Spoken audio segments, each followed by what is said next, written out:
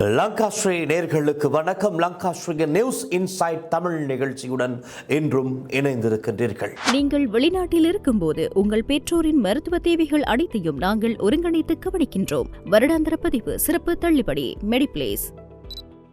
ஊடகத்துறையில் சாதிக்க வேண்டுமா? லங்காஸ்ரீயில் இணையுங்கள். Video editor, content creator, news editor பணிக்கு இப்போதை விண்ணப்பியுங்கள். அரசாங்கம் மீது இன்று மக்கள் பல்வேறு கேள்விகளை முன்வைத்திருக்கின்றார்கள், பல்வேறு விமர்சனங்களை முன்வைத்திருக்கின்றார்கள். மக்கள் என்றால் அதில் பிரதானமாக எதிர்க்கட்சியினர், எதிர்க்கட்சியின் ஆதரவாளர்கள். இன்று அரசாங்கத்தின் மீது இவர்கள் முன்வைக்கின்ற குற்றச்சாட்டுக்கள், விமர்சனங்கள் எல்லாமே அவர்களுக்கென்று இருக்கின்ற சோசியல் மீடியா, சமூக வலைத்தளங்களை கொண்டுதான் அரசாங்கத்தின் மீது சேற்றை அளவுக்கு அதிகமாக அடித்துக் கொண்டிருக்கின்றார்கள். அப்படியானால் அரசாங்கம் என்ன செய்கின்றது, அரசு தரப்பு சோசியல் மீடியாக்கள் என்ன செய்கின்றது என்ற ஒரு கேள்வி எழுகின்றது தானே. இது சம்பந்தமாகத்தான் இன்றைய நியூஸ் இன்சைட் தமிழ் நிகழ்ச்சியில் நாம் பேசப் போகின்றோம். வாருங்கள் நிகழ்ச்சிக்குள் செல்லலாம். நியூஸ் இன்சைட் தமிழ் நிகழ்ச்சிக்கு அனுசரணை வழங்கிக் கொண்டிருக்கின்றார்கள் மெடிப்ளேஸ். புலம்பெயர்ந்து இருக்கின்ற உங்களுடைய பெற்றோர், பிள்ளைகள், இலங்கையில் இருப்பவர்கள் யாராக இருந்தாலும் அவர்களுக்கு தேவையான அனைத்து விதமான மருத்துவ வசதிகளையும் பெற்றுக்கொள்ளக்கூடிய ஒரே இடம் மெடிப்ளேஸ். திரையில் தோன்றுகின்ற இலக்கங்களுக்கு தொடர்பு கொண்டு உங்களுடைய அன்பான உறவுகளுக்கு தேவையான அனைத்து விதமான மருத்துவ சேவைகளையும் சிறந்த முறையில் பெற்றுக்கொள்ள மெடிப்ளேஸை நாடுங்கள். 2024 செப்டம்பர் 21ஆம் தேதி இலங்கையில் நடந்தது ஜனாதிபதி தேர்தல்.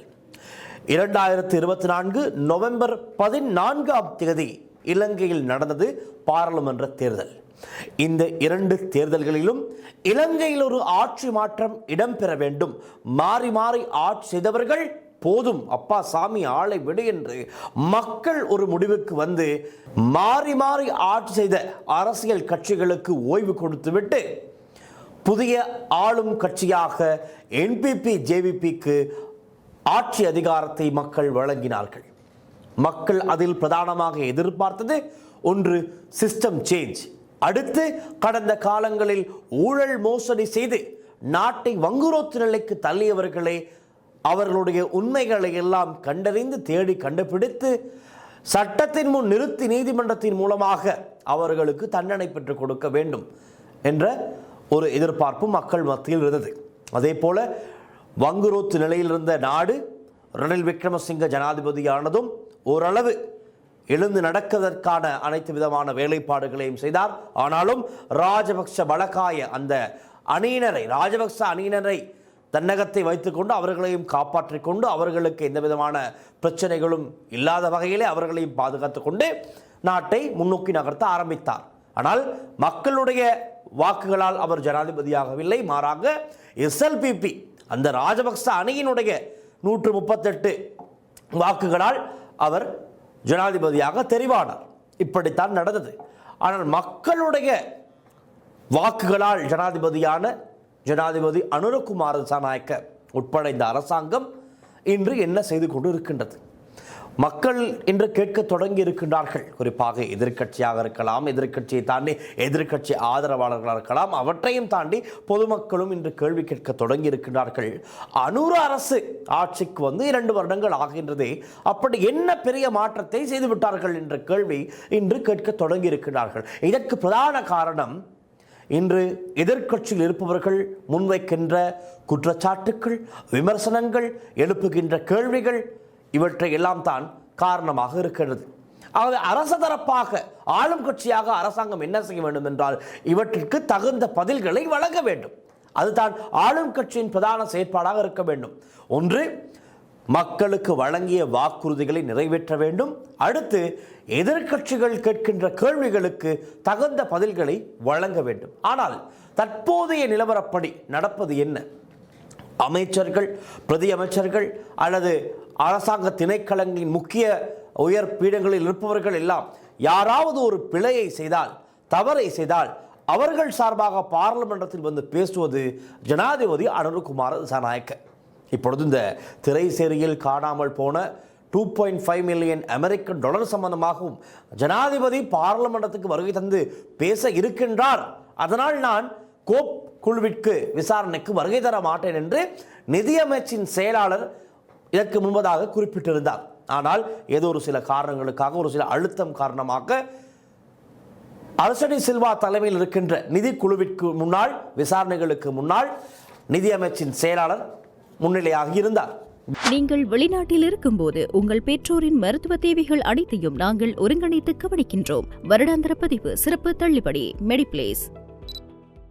விசாரணைகளும் நடந்து அதன் பிறகு என்ன செய்ய வேண்டும், ஏது நடந்தது என்றெல்லாம் அரசடி சில்வா நிதி கோப் குழுவின் நிதி குழுவின் தலைவராக இருக்கின்ற அரசடி சில்வா வெளிப்படுத்தியிருந்தார் ஊடகங்கள் முன்பாக. ரைட், அது அப்படி இருக்க விசாரணைகள் இடம்பெறுகின்றது. $2.5 மில்லியன் அமெரிக்கன் டாலர் எப்படி காணாமல் போனது, அது சம்பந்தமான அறிக்கைகளை கோரியிருக்கின்றார்கள். இது எப்படியோ இது வேண்டுமென்றே காணாமலாக்கப்பட்டிருப்பதாகத்தான் தற்போதைக்கு இருக்கின்ற தகவலின் அடிப்படையில் சொல்லக்கூடியதாக இருக்கின்றது. ஆகவே இப்படியான பல விஷயங்கள், அது மாத்திரமல்ல, தபால் சேவை மூலமாக சென்ற $6 லட்சம் அவற்றுக்கு என்னானது, அது எப்படி தவறுதலாக இன்னொரு வங்கி கணக்குக்கு சென்றது, இப்படி பல விஷயங்கள் என்று பெரிதாக பேசப்படுகின்றது. ஆகவே இவற்றுக்கெல்லாம் தகுந்த பதில், ஒரு தெளிவுபடுத்தலை அரசு தரப்பினர் வழங்க வேண்டும். ஆனால் ஜனாதிபதி பார்லிமெண்டத்தில் பேசும் வரை இன்று அமைச்சர்கள் இருப்பது தான் சற்று கவலையும் மக்கள் மத்தியிலே கோபத்தையும் ஏற்படுத்தி இருக்கின்றது. இலங்கை மக்களை பொறுத்தவரையில் இப்படி என்பதற்குள் மாறுபவர்கள் தான் இலங்கை மக்கள். அதற்கு நல்ல உதாரணம் கோட்டாபே ராஜபக்ச. 69 லட்சம் வாக்குகளால் கோட்டாபே ராஜபக்சவை ஜனாதிபதியாக்கினார்கள். ஏன்? தேசிய பாதுகாப்புக்கு அச்சுறுத்தலாக இருந்த காரணத்தினால் தேசிய பாதுகாப்பை உறுதிப்படுத்த அதே மஹிந்த ராஜபக்ச, இலங்கையர்கள், இலங்கை மக்கள் தான் மஹிந்த ராஜபக்சவை ஜனாதிபதி தேர்தலிலே தோல்வியடை செய்தார்கள். போதிய வாக்குகள் இல்லாதன் காரணமாக அவர் தோல்வியை தழுவினார். மைத்திரிபால சிறிசேன ஜனாதிபதியானார், ரணில் விக்ரமசிங்க பிரதமரானார். பிறகு அவர்கள் இருவருக்கும் இடையிலே முரண்பாடுகள் வந்தது, பல அரசியல் பிரச்சனைகள், சூழ்ச்சிகள் நடந்தது. மீண்டும் நாட்டில் ஒரு பிரச்சனைகள் உருவாக தொடங்கியதுடன் தேசிய பாதுகாப்புக்கு அச்சுறுத்தல் என்ற காரணத்தினால் அனைத்து மக்களும் கோட்டாபே பக்கமே மீண்டும் திரும்பினார்கள். 69 லட்சம் வாக்குகளை பெற்று ஜனாதிபதி ஆனார். ஆனால் என்ன நடந்தது?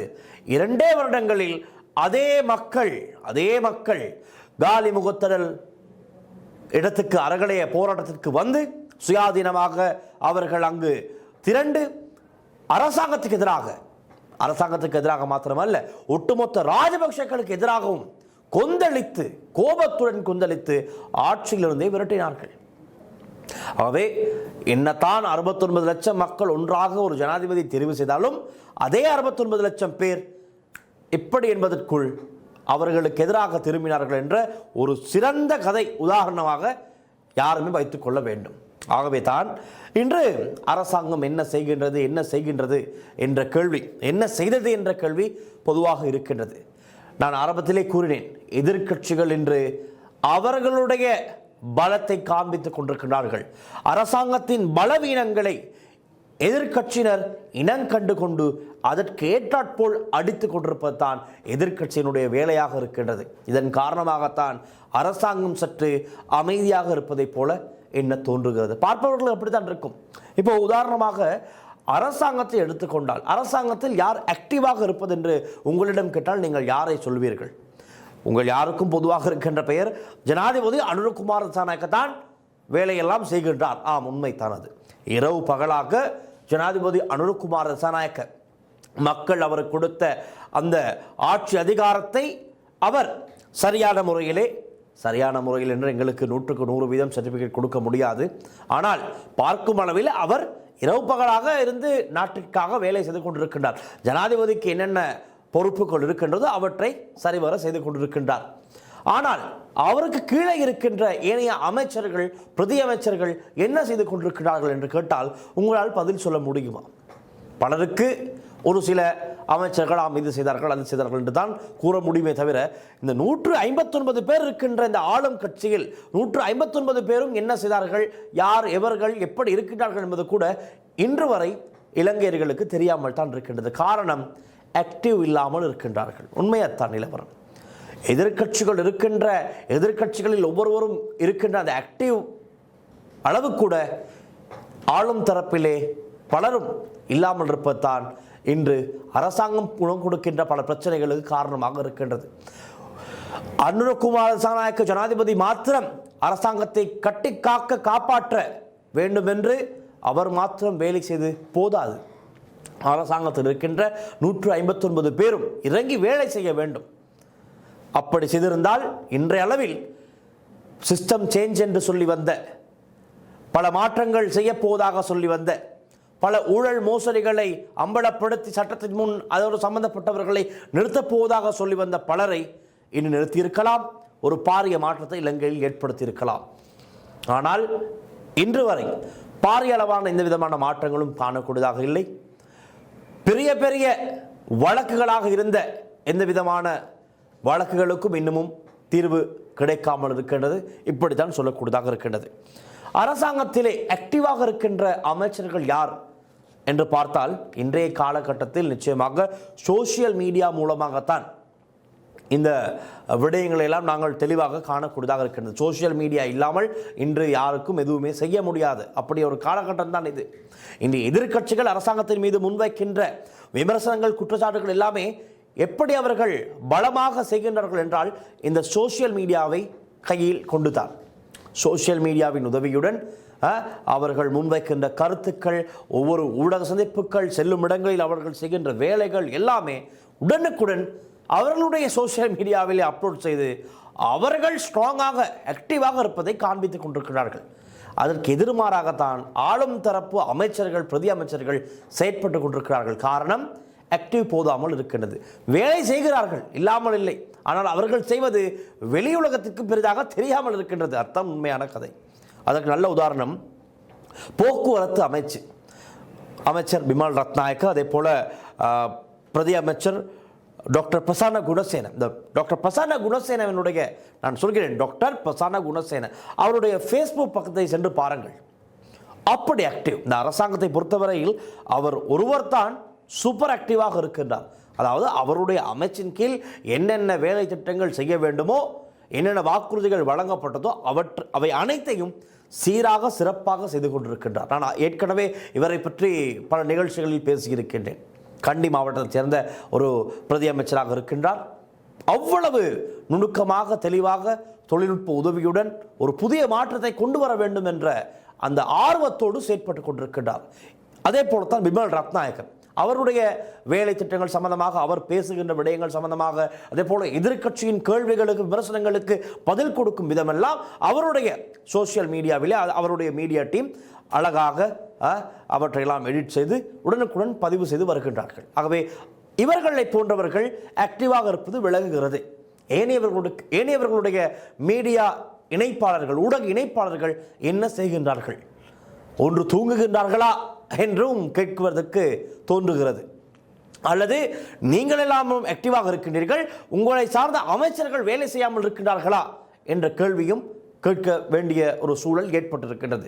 காரணம், எந்த விதமான அவுட்புட்டும் இல்லை என்று தான் இன்று இலங்கை மக்கள் விமர்சிக்க தொடங்கி இருக்கிறார்கள். பொதுவாக பொதுமக்கள், எதிர்க்கட்சிகள் விமர்சிப்பது அது அவர்களுடைய பிரதான வேலை. விமர்சிப்பது, குற்றம் சாட்டுவது, அதெல்லாம் அவர்களுடைய பிரதான வேலை. ஆனால் பொதுமக்களே இன்று கேள்வி கேட்க தொடங்கி இருக்கிறார்கள். என்னிடமே நிறைய பேர் தொலைபேசி அழைப்பினூடாக, டில்ஷான், நீங்கள் கடந்த காலங்களில் எல்லாம் அனுர் அரசாங்கத்துக்கு சார்பாக எவ்வளவு விஷயங்கள் பேசினீர்கள், ஆனால் இன்று என்ன மாற்றம் அவர்கள் செய்துவிட்டார்கள் என்று கேட்கின்றார்கள். நான் அவர்களுக்கு என்ன பதில் கூறுவது? அவர்கள் எதிர்க்கட்சியிலும் இல்லை, ஆளும் கட்சியிலும் இல்லை. ஆனால் ஏதோ ஒரு அந்த அனுர் அலை வீசியதன் காரணமாக ஒரு ஈர்ப்பு, அந்த ஈர்ப்பின் காரணமாக ஒரு ஆர்வம். ரைட், இவர்கள் இனி சான்ஸ் இல்லை, இனி யாருக்குமே சான்ஸ் இல்லை, இவர்கள் இருப்பது இவர்கள் மாத்திரம்தான், இவர்களுக்கு தான் இனி ஆட்சி அதிகாரத்தை வழங்க வேண்டும், இவர்கள் மூலமாகத்தான் இலங்கையில் ஒரு பாரிய மாற்றம் உருவாகப் போகின்றது என்று நம்பி வாக்கு போட்டவர்கள் தான் பலர் இருக்கின்றார்கள். ஆகவே அவர்களுடைய கேள்வித்தான், வாக்கு செலுத்தினோம், இவர்களும் வாக்குறுதிகள் பல வழங்கினார்கள், அதை நம்பி நாங்கள் வாக்கு செலுத்தினோம், என்ன மாற்றம் நடந்துவிட்டது என்ற கேள்வித்தான் கேட்கின்றார்கள். ஆகவே தான் இந்த அமைச்சர்கள், பிரதி அமைச்சர்கள் அவர்கள் செய்கின்ற வேலைகளை இன்னும் சிறப்பாக சமூகத்துக்கு கொண்டு செல்ல வேண்டும். அதற்கு நல்ல ஒரு கருவிதான் சமூக ஊடகம். சமூக ஊடகத்தை பயன்படுத்த வேண்டும். இன்னும் பல பேர் அவர்களுக்கென்று ஊடக இணைப்பாளர்கள் கூட இல்லை என்று தான் தகவல் கிடைத்திருக்கின்றது. ஊடக இணைப்பாளர்கள், மீடியா கோஆர்டினேட்டர்ஸ், அமைச்சுக்கான மீடியா கோஆர்டினேட்டர்ஸ் அவர்கள் எல்லாம் வைத்துக்கொண்டு யாரும் இல்லையா, புதிதாக எடுங்கள், இளைஞர்களுக்கு ஒரு வேலை வாய்ப்பாவது கிடைக்கும், அவர்கள் எல்லாம் புதிதாக சரி எடுத்து நீங்கள் சென்று செய்கின்ற எல்லா விதமான நல்ல வேலை திட்டங்களையும் மக்கள் பணிகளை சமூக ஊடகங்களிலே சொல்லுங்கள். நாங்கள் இன்று இதை செய்திருக்கின்றோம், நாளை தினம் இதை செய்யவிருக்கின்றோம், ஆனால் அதை செய்து காட்டுங்கள். இல்லை என்றால் அதுவும் ஒரு கேள்வியாக மாறிவிடும். பல மக்கள் சொல்கிறார்கள், என்னுடன் பேசி நிறைய பேர் சொன்ன விடயமித்தான், இதை சற்று அரசாங்கத்தின் கவனத்துக்கு கொண்டு செல்லுங்கள். இன்று எதிர்க்கட்சி ஆப்போசிஷனில் இருப்பவர்கள் அவருடைய சோசியல் மீடியாவை எப்படி பயன்படுத்துகிறார்கள், ஜனாதிபதி அனுரகுமாரை விமர்சிப்பதற்காக இருக்கலாம், அல்லது கேபினட் அமைச்சர்களை விமர்சிப்பதற்காக இருக்கலாம், ஏனைய அமைச்சர்கள் பிரதி அமைச்சர்களை விமர்சிப்பதற்காக இருக்கலாம். கடந்த காலங்களில் இவர்கள் சொன்ன விதங்கள், இன்று அவர்கள் பல்ட்டி எடுத்திருக்கின்ற விதங்கள் என்ன மாதிரியாக இருக்கின்றது என்றெல்லாம் அப்படியே கிரியேட்டிவாக எதிர்த்தரப்பு செய்து கொண்டு செல்கின்றது. ஆனால் ஆளும் தரப்பு அவர்களுடைய வேலைகளை, அவர்கள் செய்கின்ற வேலைகளையே இன்னும் சோசியல் மீடியா மூலமாக அவற்றை பதிவேற்றம் செய்து மக்களுக்கு காண்பித்து எதிர்த்தரப்பினருக்கு ஒரு பதிலை கொடுங்கள். அதுதான் தேவை. எதிர்த்தரப்பு கேள்விகளை கேட்கின்றது, விமர்சனங்களை முன்வைக்கின்றது, சர்ச்சைகளை உருவாக்குகிறது என்றால் அவற்றுக்கு தகுந்த பதிலடியை நீங்கள் அதே சோசியல் மீடியாவை பயன்படுத்தி அவர்களுக்கு வழங்குங்கள் என்று தான் பொதுவாக பலர் கேட்டுக்கொள்கின்றார்கள். ஆக இந்த விடயத்தை நாங்கள் இந்த நியூஸ் இன்சைட் தமிழ் நிகழ்ச்சியில் எடுத்துக்கொள்ள காரணம், கேட்ட நிறைய பேர் தமிழர்கள், என்னிடம் கேட்ட நிறைய பேர் தமிழர்கள், அவை தமிழ் சொந்தங்கள் நிறைய பேர் என்னிடம் கேட்ட கேள்விக்கான பதிலைத்தான் நான் தேடிக் கொடுக்க முயற்சிக்கின்றேன். அந்த முயற்சியின் விளைவாகத்தான் இன்றைய நியூஸ் இன்சைட் தமிழில் நான் இந்த கன்செப்டை எடுத்துக்கொண்டேன். இன்னும் ஆக்டிவாக வேண்டும் அரசாங்கம். இப்பொழுது 2 வருடங்கள் நிறைவடைய போகின்றது. 2024, 2025 ஒரு வருடம் முடிந்துவிட்டது. இப்பொழுது 2026, இந்த செப்டம்பர் நவம்பர் மாதம் வந்தால் 2 வருடங்கள் நிறைவு. ஆகவே நடந்த பாரிய மாற்றம் என்ன? மீதம் 2 வருடங்கள் முடிந்தால் மீதம் 3 வருடங்கள். அந்த 3 வருடத்தில் நடக்கப் போகின்ற பாரிய மாற்றம் என்ன என்ற கேள்வி இருக்கின்றது. தெரியும், தடங்கள் வந்தது. என்ன? ஒன்று டித்வா சூறாவளி, 2வது மத்திய கிழக்கு போர் பதற்றம், இப்படி பல விஷயங்கள் இருக்கின்றது. ஆனால் இவற்றையும் தாண்டி நாங்கள் என்ன மாற்றத்தை கொண்டு வரப்போகின்றோம்? மக்கள் எதிர்பார்த்திருக்கின்றார்கள். ஜனாதிபதி அனுரகுமார் திசாநாயக்க மாத்திரம் இந்த அரசாங்கத்தில் இரவு பகலாக வேலை செய்து போதாது. இருக்கின்ற 159 பேரும் மக்கள் முன் வருகை தர வேண்டும். வாக்குகள் கேட்கும் போது மக்கள் மத்தியில் சென்றீர்கள். ஆனால் இந்த 159 பேரில் எத்தனை பேர் மக்கள் மத்தியில் சென்று என்ன வேண்டும், ஏது வேண்டும் என்று கேட்கின்றீர்கள் என்பது கூட தெரியாமல் இருக்கின்றது. அதற்குத்தான் இன்றைய காலகட்டத்தை பொறுத்தவரையிலே சோசியல் மீடியா ஹேண்ட்லிங் சிறப்பாக இருக்க வேண்டும். இல்லை என்றால் நீங்கள் யார் என்பது 5 வருட முடிவிலும் தெரியாமல் போய்விடும். இப்போதே பல பேருக்கு தெரியாது. காரணம், என்பிபியில் இருப்பவர்கள் புதிய முகங்கள். அந்த முகங்களை மக்கள் மத்தியில் அடையாளப்படுத்திக் கொள்ளுங்கள். இது ஒரு நல்ல சந்தர்ப்பம். எப்படி அடையாளப்படுத்துவது என்றால், உங்களுடைய செல்ஃபி போட்டோக்களை எடுத்து பிடித்து 4 பேரோடு குரூப் ஃபோட்டோஸ் எடுத்து போட்டு அப்படி அல்ல.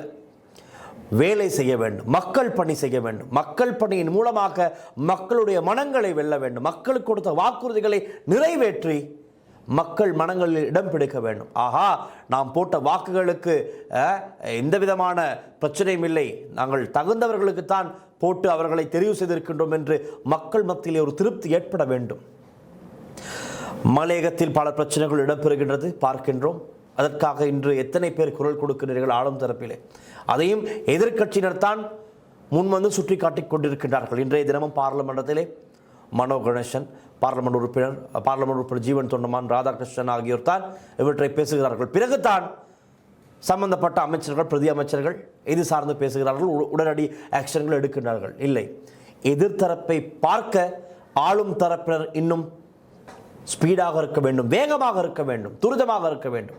எடுக்கின்ற நடவடிக்கைகள், முடிவுகள் இன்னும் துரித கதியிலே செயற்படுத்தப்பட வேண்டும். இல்லை என்றால் இங்கு ஸ்லோவாகவும் இங்கு வேகமாகவும் இருந்தால் பேலன்ஸ் இருக்காது. பிரச்சனைகள் மீண்டும் மீண்டும் ஏற்படுவதற்கான வாய்ப்புகள் தான் அதிகம். அதே போலத்தான் திரைசேரி சம்பவமாக இருக்கலாம், அதோடு சம்பந்தப்பட்ட ஒரு அதிகாரி மரணமான சம்பவமாக இருக்கலாம். இது சம்பந்தமாக எதிர்க்கட்சிகள் இன்று பல சந்தேகங்கள் கேள்விகளை எழுப்புகிறார்கள். அதற்கெல்லாம் யார் இடம் கொடுக்கின்றது?